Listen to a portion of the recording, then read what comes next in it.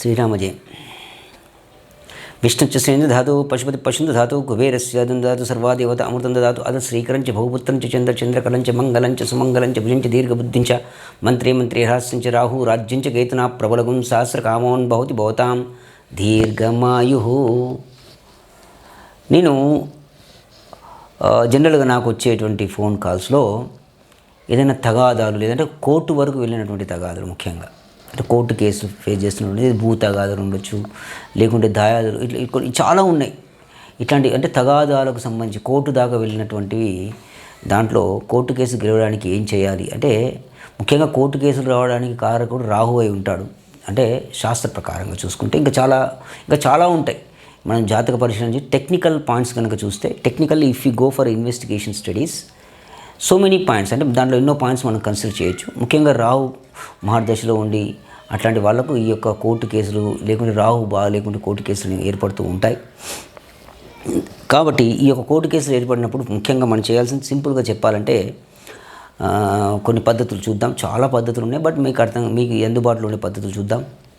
మీరు చేసినా సరే, ఇప్పుడు నేను చెప్పబోయే లేదంటే ఏదైనా గురువుగారితో చేయించుకున్నా సరే, కోర్టులో ఉన్నటువంటి అప్పుడు ఏం చేయాలంటే పంచదార, నీరు, తర్వాత పాలతో ఏదైనా శివాలయంలోకి వెళ్ళి శివునికి మీరు అభిషేకం అనేది చేస్తూ, ఈరోజే ఈ గుళ్ళని చేయాలనేది మీ ఇంట్లో కూడా చేసుకోవచ్చు. చేసుకుంటూ మీ యొక్క సంకల్పం చెప్పుకోవాలి. సంకల్పం అంటే ఏంటి? ఏ ఊళ్ళో మీరు కోర్టు కేసు ఉంది, కోర్టు కేసు నెంబర్ ఏంటి, మీ అపోజిషన్ ఎవరు, ఇవన్నీ కూడా, అయ్యా నాకు కోర్టు కేసు అనుకూలపడాలి, శివుడా నాకు మంచి దారి చూపు, అయ్యా పరమేశ్వర దారి చూపు అని చెప్పుకోవడం అన్నట్టు. కాబట్టి ఇట్లాంటిది ఒకటి చేసుకుంటూ, తర్వాత మీకు ఒక పద్ధతి చెప్తాను. మీరు స్ఫటికమాల కానీ లేదంటే కోరల్ బెడ్, అంటే కోరల్ బెడ్ మాల అంటుంది, అంటే మీకు రెడ్ కలర్లో ఉంటుంది.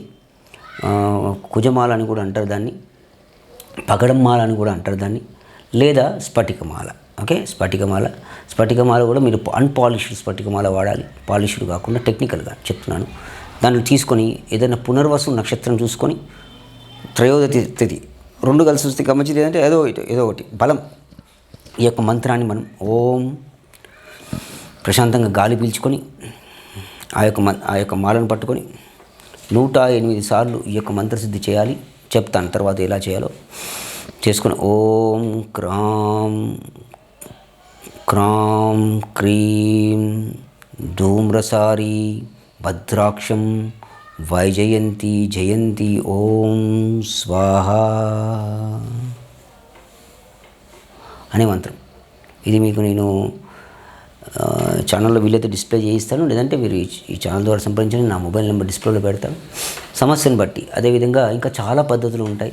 అంటే మీరు కోర్టుకు వెళ్ళే సమయం ఆ రోజు ఉంటుందనుకోండి, ఆ కోర్టుకు వెళ్ళేటప్పుడు ఆంజనేయ స్వామి టెంపుల్ దగ్గరికి వెళ్ళి మీరు ఏం చేయాలంటే, మీ వయసు ఎంత ఉందో అంత అగరబత్తులు, ధూప్ స్టిక్స్ అంటే ఊది కడ్డీలు ఆంజనేయ స్వామి యొక్క ఆలయానికి వెళ్ళి, గర్భగుడిలోకి వెళ్ళకూడదు, బయటనే ఆ యొక్క చుట్టూ తిరుగుకుంటూ మీ యొక్క సంకల్పం చెప్పుకొని, స్వామి నాకు ఇలా కోర్టు కేసు ఉంది, నేను ఇబ్బంది పడుతున్నాను, మీరు నాకు ధైర్యం చెప్పండి, దారి చూపండి అని చెప్పి మీ యొక్క పట్టుకొని రాముడిని ఉంటే మర మర మర మర మర అని చదువుకుంటూ ఆ యొక్క దేవాలయం చుట్టూ తిరగాలి. ఎవరురా నా రాముడి పేరు నువ్వు ఈ విధంగా తిరుగుతున్నానని చెప్పి అనుకొని ఏంటి అని చెప్పి బయటనే ధ్వజస్తంభంలో, స్వామి నాకు ఈ సమస్యను మీరు సాల్వ్ చేయండి, దాని తర్వాతే నేను నా కేసు గెలిచిన తర్వాత నేను గర్భగుడిలోకి వచ్చి లేదా ఎవరు గురువు కానీ బ్రాహ్మణుని పట్టుకొని మన్యసూక్తమైనటువంటి మీకు చేసుకుంటాను స్వామి, అభిషేకం కానీ మన్యసూక్తమైనటువంటి మీకు తాపడం కానీ చేసుకుంటాను చెప్పి మనసులో కోరుకోవాలి. ఇట్లాంటివి. తర్వాత మీ లాయర్కి ఒక మంచి రెడ్ కలర్ ఒక పెన్ను గిఫ్ట్గా ఇవ్వడం. ఇంకా ఇట్లాంటివి చాలా ఉంటాయి. మళ్ళీ మనం నెక్స్ట్ వీడియోస్లో ఈ కోర్టు కేసు సంబంధించినటువంటి ఇంకా ఏమేమి చేయొచ్చు కూడా నేను మీకు తెలియజేస్తాను. ఇంతటి మంచి విషయాన్ని మీరు ఒకరే తెలుసుకుంటేరా, ఇంతటి మంచి విషయాన్ని మీరు 10 మందికి తెలియజేయండి. శ్రీరామజయం.